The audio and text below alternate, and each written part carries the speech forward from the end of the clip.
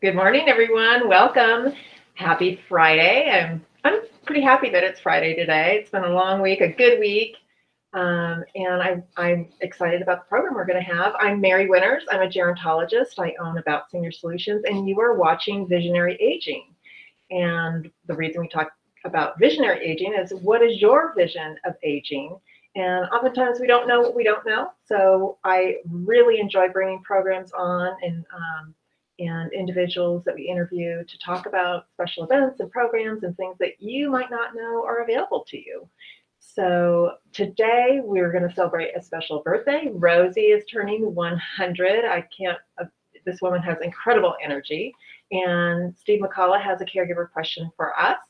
And in addition, we have Michelle McGuire from the Barnabas Senior Services, who will talk about caregiver support programs and all the great things that we can offer the caregivers who are already isolated before COVID, what kinds of things they're doing to really support the caregivers and the people who really need that help, who love and care for our seniors. So glad you're with us today. Grab your tea or your coffee, and we'll get going with a fun show for you today. Let me also see if I can find my little intro. I very rarely use this, but let's see if we can add our birthday presentation so we can add Rosie in today. And here we go. Oops, not that one. We want this one. There we go.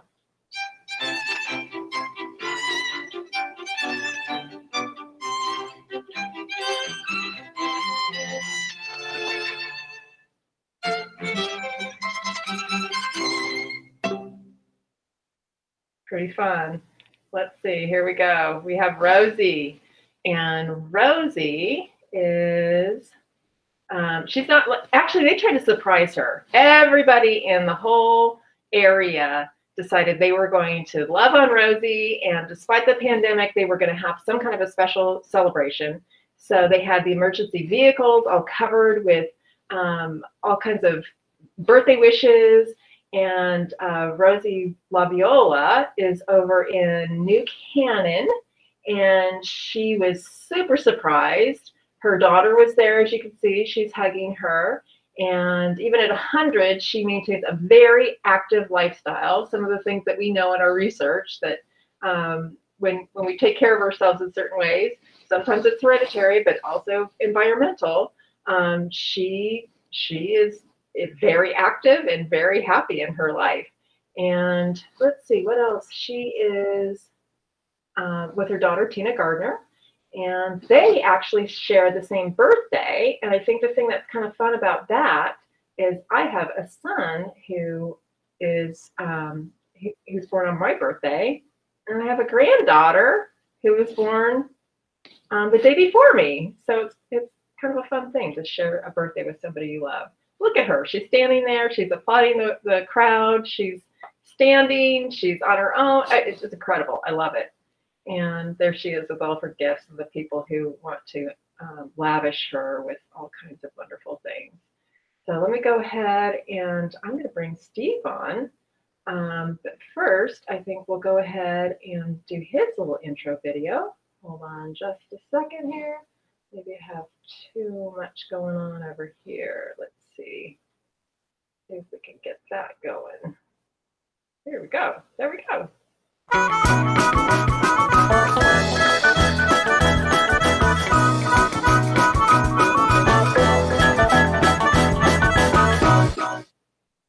All right, and then we're going to bring Steve up, but he's somewhere in here. There we go. Morning, Steve. There I am. There you are. Good morning. Good morning. How are you? I'm great. How are you doing? I'm good. I'm glad it's Friday. Oh, it is, isn't it kind of nice to wrap up the week a little bit here? Yes. Seems like it was, for a short week, it was a long week. Yeah, in California, it looks like we'll have some rain. So kind of a rare California rain, yes. Like half an inch or something, maybe. Maybe just enough to get our cars dirty. Exactly. So the cool thing is we have Michelle McGuire on today too, and she is an expert at working with caregivers And you are going to ask a special caregiver question, something that people reach out to you and ask. So maybe we can get some more questions from the caregivers at Barnabas moving forward too. That would be kind of fun. Yeah, definitely. Yeah, this question's appropriate for today's interview. So it has to do with purpose and what do you do to find purpose after you've retired? Like, how do you find hobbies? How do you find the purpose for getting up in the morning? Like, where can you go to, have something to get up for it? So you're not just getting up and putting the TV on or looking at the newspaper. Sure, it's really important. I think that's going to be a great question for Michelle too. From my side, in the research that I've done and the people that I interact with, I think it's really important to have something that you're involved in, something that excites you to get up in the morning. And sometimes that's taking care of grandchildren. Sometimes that's having this beautiful garden in your backyard that you're taking care of. Sometimes that's getting up and walking with another person. Some of these things that might even be a little difficult right now with COVID. So finding your purpose might be stripped away a little bit. So I think focusing on that, refocusing on that, and making sure that we are able to kind of rework that, so to speak, is really important. So I think that's a good question. We'll talk to Michelle about that too. Yeah, I'm interested if there's places like senior centers that have like activities that people could join. You could go online and look at stuff like that. Or like, how do you seek those things out? Well, a lot of them are actually closed now as far as interaction, because of course our seniors are a more vulnerable population. So they're trying to keep everybody safe. So they're trying to do things with technology, but not all seniors are tech savvy. I'm part of a group and there are a lot of older women, and it's so sweet how some of the adult children come over and set their parents up with the video camera and put them on Zoom to participate in these meetings. It's really lovely. But it's a bigger challenge because they just cannot get together face to face. But you know what? I think the benefit that's going to come out of that is that once they do figure out how to do some of the technology, how they can get on a Zoom or do a Facebook portal or FaceTime, is that once it's more challenging for them to ambulate, I think it'll be really great for them to still be able to have that Zoom interaction as long as they can kind of understand what that is. Right. Yeah, very good point. Yeah. So I'm going to go ahead and bring Michelle on. Let's see, and just talk about her a little bit. But she's from the St. Barnabas Senior Services. And she loves talking about the support that they offer caregivers and the resources they provide and that sort of thing. She has a master's in applied psychology and she's a case manager. She has a background in psychology and expert in clinical and healthcare operations. Oops, I've got, I don't know if you can hear that. I've got somebody calling through. Michelle understands the challenges that caregivers face and navigates that system for them. We do the same thing, but they have a different population and they have a very specific population to serve LA County or the city of Los Angeles. I'll verify that with her when she comes on. So anyway, I'm going to let you go so that I can bring Michelle on. Okay? Sounds good. Have a great show. All right, thanks. And let me see. We'll find Michelle here. And here we go. Oops. Hey, Michelle, how are you? Hi. Good morning, Mary. I'm good. How are you? Good morning. I'm great, thanks. Yeah, so you are with the St. Barnabas Senior Services. And I want to say the Senior Center, but it's St. Barnabas Senior Services. And so describe the difference with that. I think that's somewhat confusing sometimes to people. Well, it's just really semantics. It is St. Barnabas Senior Services Center is how it's usually referred to. It is a multi-purpose center, one of the LA County resource centers that are, I think there's 11 of them or 15 throughout the county. They're multi-purpose centers for senior citizens and for community members to come to access resources through the county. So that's what we are in my program. The Family Caregiver Support Program, or FCSP, is housed at St. Barnabas. So we work through St. Barnabas for one of the programs that are offered through that center. Oh, that's fantastic. So tell me about some of the specific things that you do with the senior services program. Well, our program is very specific, Family Caregiver Support Program. We support people who are taking care of family members, and we are funded through the County of LA Department of Aging. And yeah, we're funded to provide respite, which, you know, we work with a third party, and we pay for caregivers to go into the home um, to give the caregiver A little a break. relief, huh? Yeah. Yeah. Um, Oh, nice. and then we also have funds to provide supplemental services such as emergency cash for supplies, any kind of materials they might need. It could be food. We've paid rent.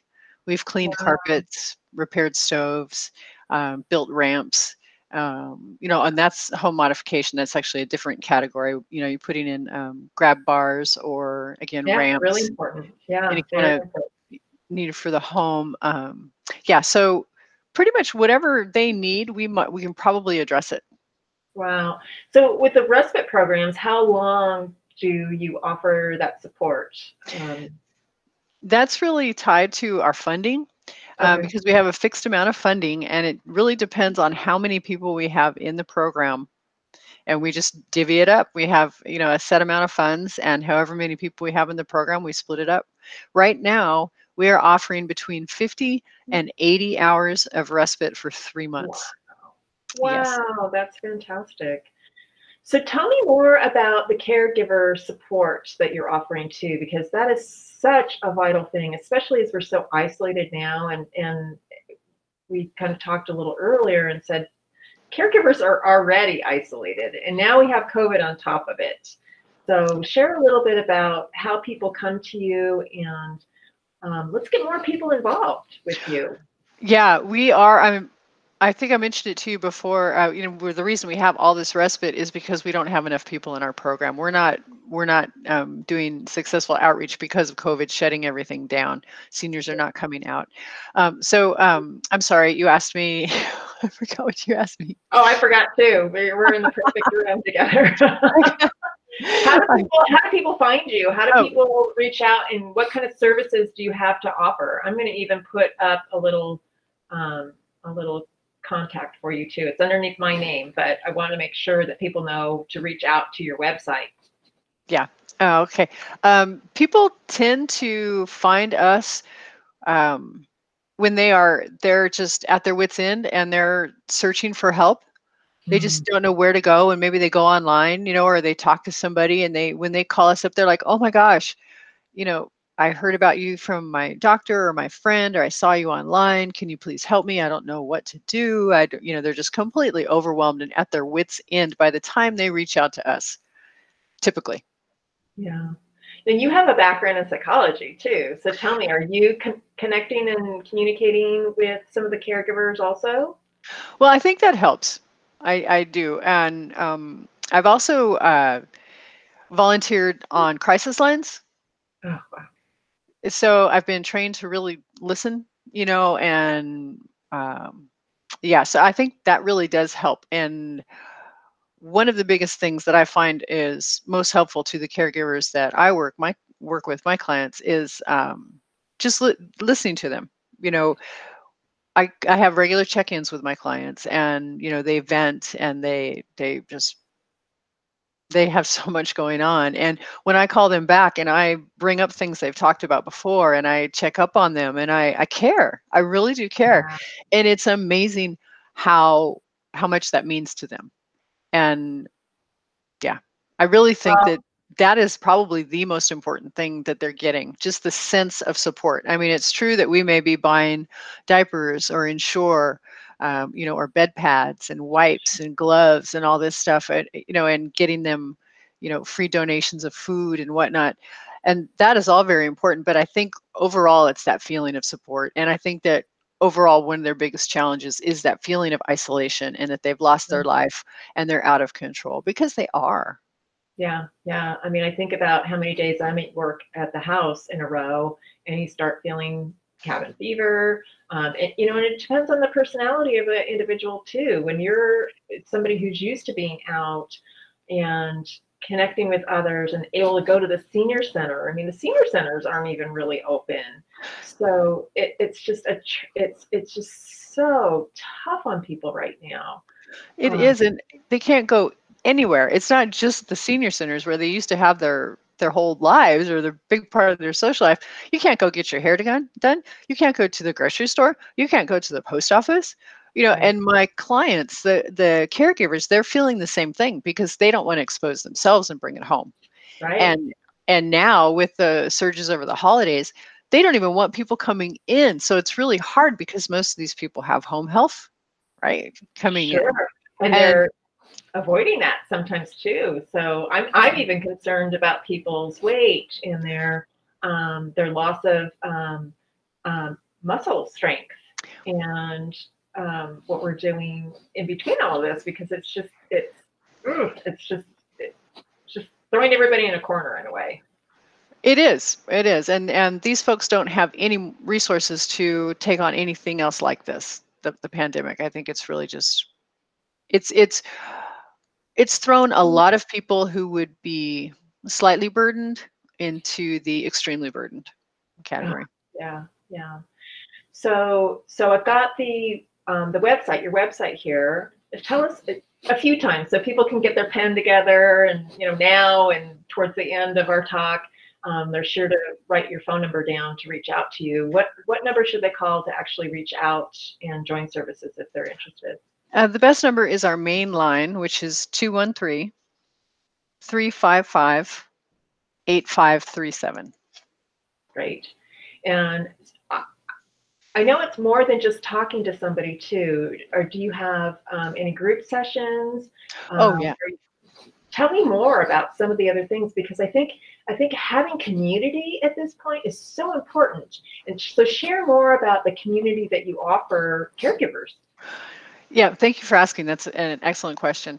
We offer weekly support groups and also what we call training or education sessions. And those are very basic PowerPoint presentations, you know, over Zoom. And we invite anybody to come, and they're all caregiver topics. Like last Wednesday, I did a presentation on DNR, Pulse, you know, the different forms in 911 and how that all works. And, you know, so it's things that are relevant. We do, you know, maybe stress or just I did physical therapy one week, you know, for care recipients. So it's just that kind of thing. The challenge is, again, is getting them to come. You know, once they do attend, they latch on to it as soon as you know, because it's good, it helps, right? And as soon as they have that experience, they show up constantly. But getting them to show up the first time is really hard. I think anybody that works with you know, family caregivers or informal care where it's not a professional situation, they are so hard pressed to stop what they're doing with the caregiving. It's like they're on a hamster wheel and they can't stop. They feel they have no time. They don't even have time to check their mail. Some of them don't shower, you know, because when they do have time to take a shower, they're exhausted and they fall asleep. I know that feeling. I know that feeling from raising children. I had 3 children in under 3 years. My clothes for a few days. But and I know what it was like too when I was taking care of my dad. And you worry, and I need to be right by their side depending on what their situation is too. And if you have somebody who is at risk of walking out the door, or you know, you're just very concerned about how they're breathing, or you know, it's because we love somebody. But you know what? How easy is it to get on? I mean, I would imagine, let's just like throw it on the phone, or how do they reach out and actually get started? Because I'm just thinking, what if they did just halfway listened? Yeah, it's super easy. It's Zoom. We send them an email every week with Zoom links where they have one tap on the phone. You know, there's a link right there. They can just tap, you know, and we give them everything. We spell it out for them. I talk to them on the phone and I explain it over the phone to them, and I ask them if they want help signing on. We're available to help sign on 10 minutes, 5 minutes before they can call, you know. And so we make it as easy as possible. We offered support groups over just the phone. you know, and that I just actually stopped doing it because I hadn't had anybody join for like 6 months. So I Oh, mean, wow. yeah, but I'd like So- to do the phone. I'd also like to start a Spanish support group Nice. because we do have a lot of Spanish clients. But again, it's getting them to engage. So I think mostly the people that are watching are people who will reach out to their loved one, who may be taking care of someone, or they are a professional who works in the industry. Mhm. And I just urge you to reach out to Michelle and make sure that we can connect people to take advantage of this. And this is free, right? This is Yeah, we are funded by the Department of Aging, so it's all free. There is no cost to anyone at all. Yeah, and we talked a little bit too about some of the successes that you're having, and it's kind of like creating a Calgon moment for your caregivers and having that connection to you. Share a little bit about how they're unloading and just feeling better when they do connect. I think what happens is, when my clients talk with me, they do a lot of venting.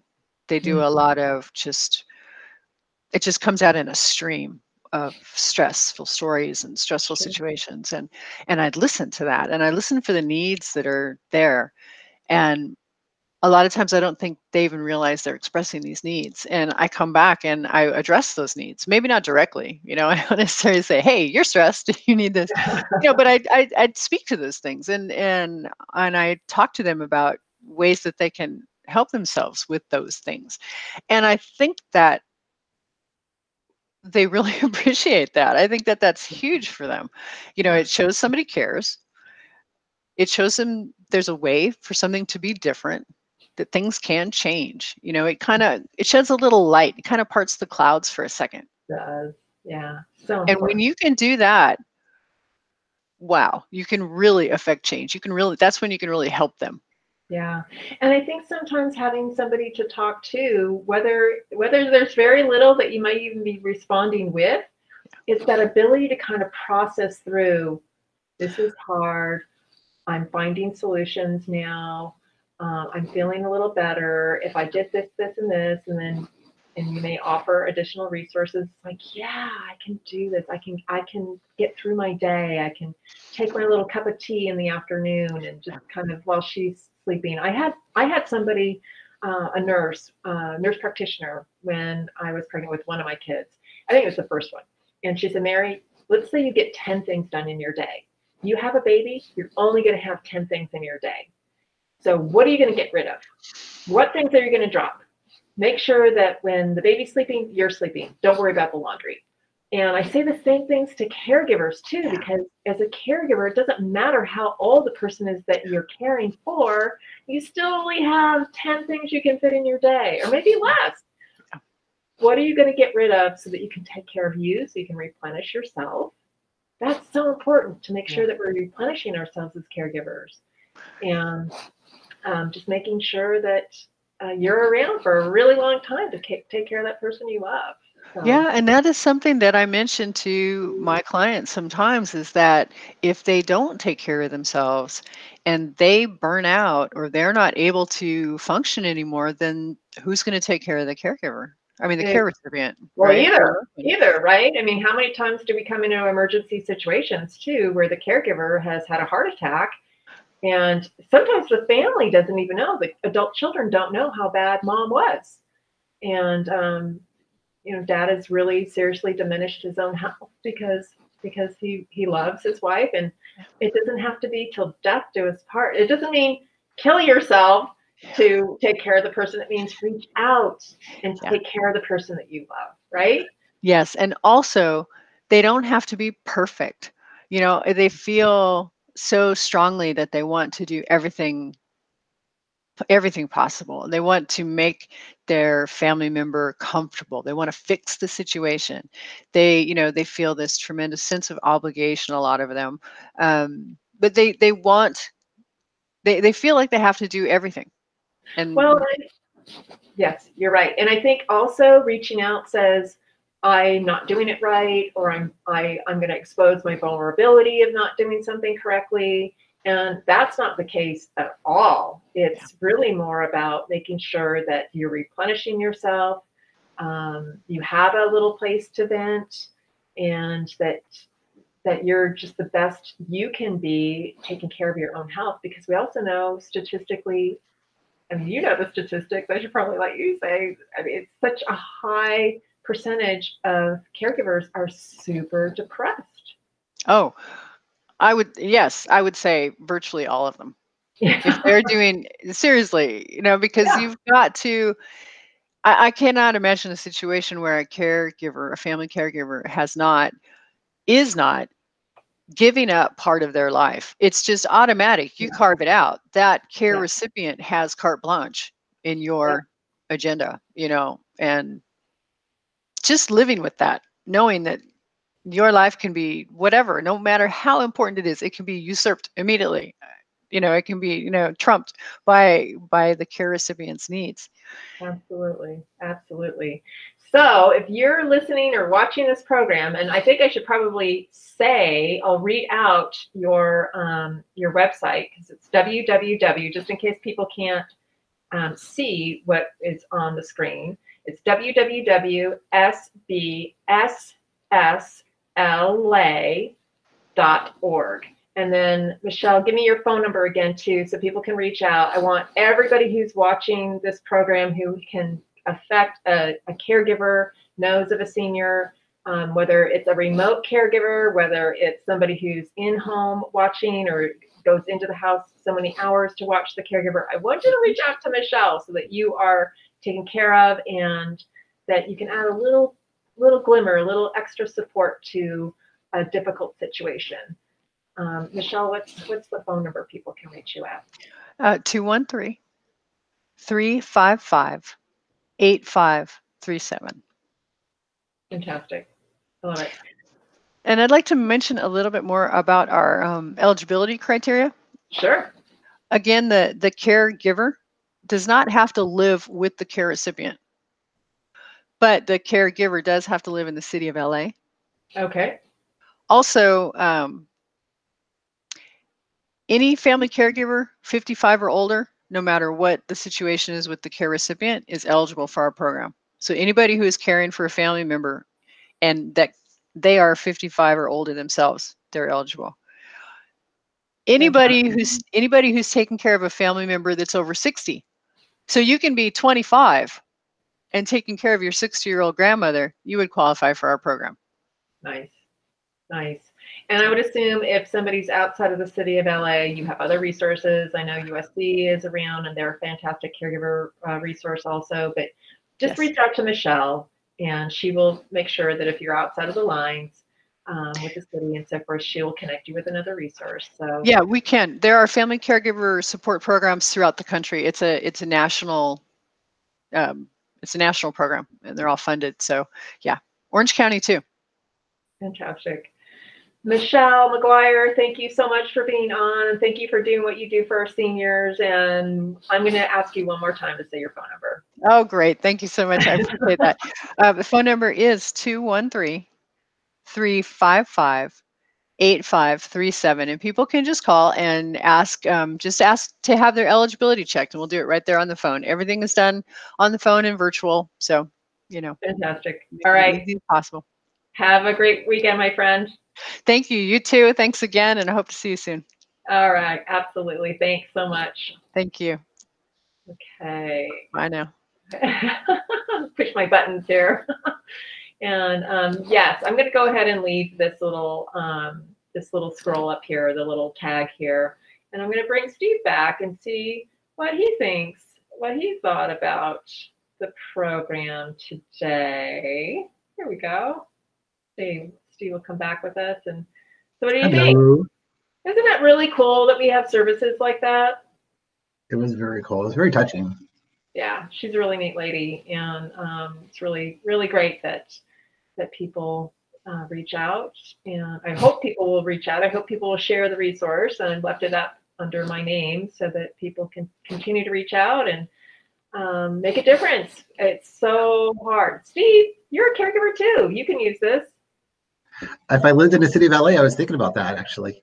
Yeah, well, call Michelle and she'll set you up with your area. So I'm going to for sure. Yeah.